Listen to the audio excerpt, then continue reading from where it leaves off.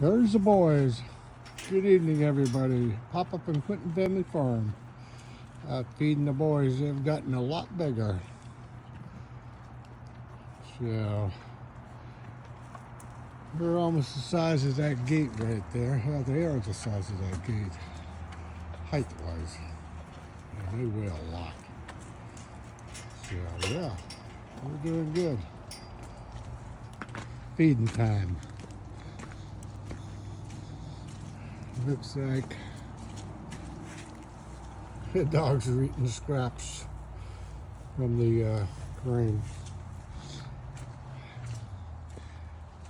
There I got Rosie and the other guys in here.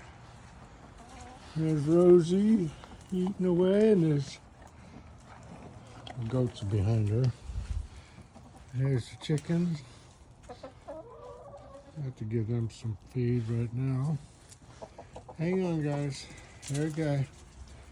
Well, until next time. Looks like it's starting to snow here.